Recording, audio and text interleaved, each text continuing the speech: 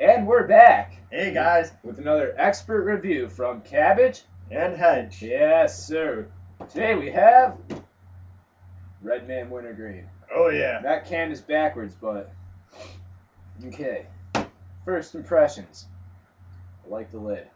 It's a very sexy lid. It's got the red man on it, big Indian chief. But he's green. I don't even know why I'm holding that up. You can't see it, but it's got a real chiseled-looking, angry Indian sort of fellow on it, and no, it's all silver. You know, Red Man. The logo's right there in your face. Grr.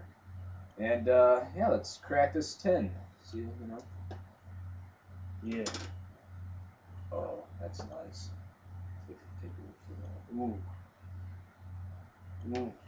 Now, wintergreen is probably my favorite flavor. Very, very close first, you know. And I don't know, what about you, Hedge? I don't know, you stated in another video that straight was your favorite flavor. No, I most definitely said that straight was my second favorite in the last video. So you're wrong. All you guys out there, go watch our previous review of Cope Snuff and comment and prove Hedge wrong, because I most certainly said that straight was my second favorite. No, not in this full straight video, you dumbass.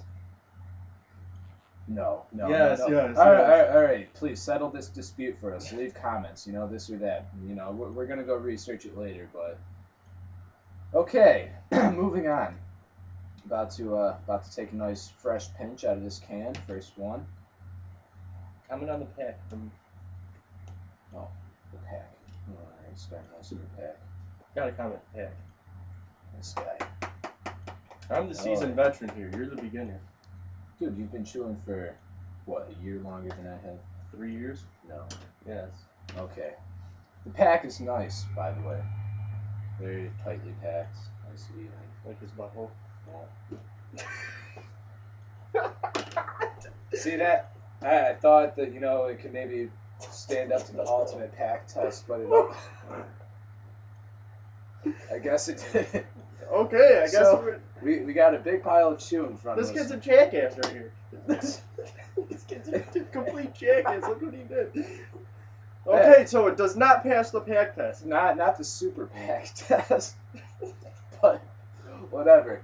Let's take a nice dip out of here. Get on my floor, you dumbass. I didn't get on your floor. Yeah.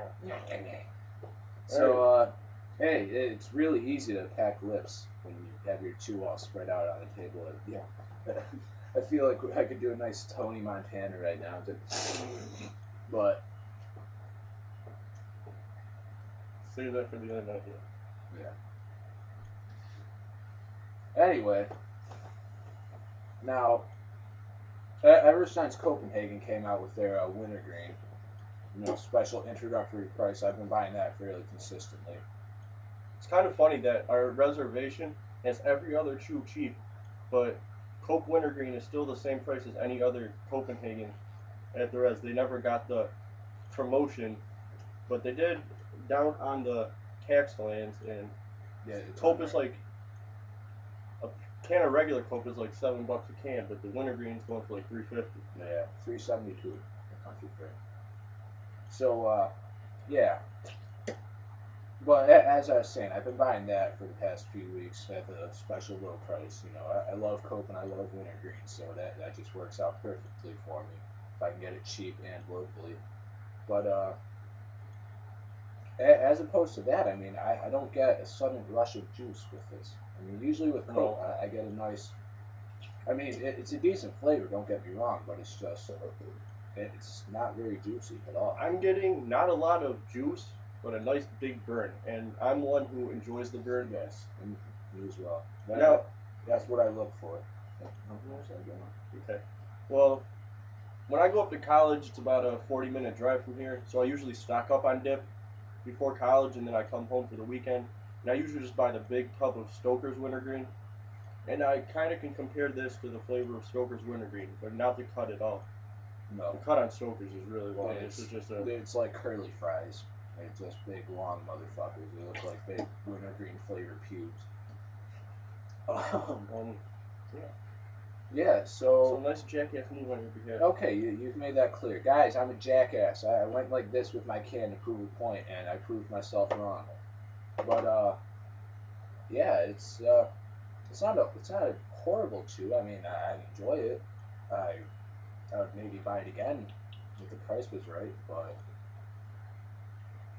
I don't, for some reason, I'm getting a little hint of spearmint in this.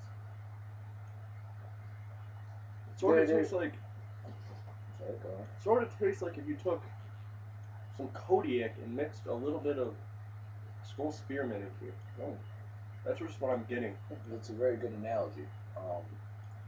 I'm sure all of you veteran dippers out there can appreciate something like that. A nice reference, but So yeah, if you want to get some spearmint and mix it up with some Kodiak and test it with some Red Man, let me know if I was right. Because I don't know where I'm getting this from, but that's just what I'm getting on my taste buds.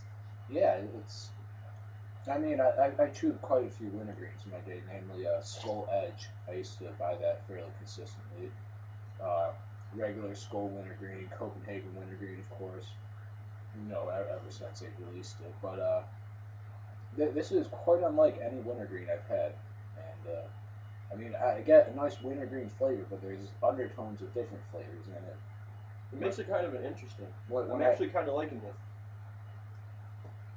Because I haven't had any Red Man Wintergreen since probably about 2 years ago. I think now would be a good time to reference our friend Jacob. He was a big fan of Red Man, and you know, Jacob Schnurr. and I can definitely see where he's coming from. I mean, this is decent chew. I mean, what was this? Maybe $3 a can on the res. That was 220. $2.20 on the res for a nice can. I mean, you know, with the label and the nice shiny lid and all, I figured it would be, you know, a higher echelon chew. But I mean, I've chewed a lot of the Red Man bag stuff, and Red Man coming out with a dip, actually, I like it. it's not bad. I mean, if you're a fan of wintergreen, I would definitely say try this. You know, see if it suits your fancy. But if you're not a fan of wintergreen, this would be a place to start. I mean, it's not horribly different, but it's, you know, just it's got that much difference in flavor than other wintergreens. It's mm-hmm. So on to the pack test. And I should say this before I do the test. I have a strong feeling about this. This seems to pack very, very tightly in my lip. Don't pull your lip down and let it fall on the table like you did with that pack test. All right, shall we? Let's do it up.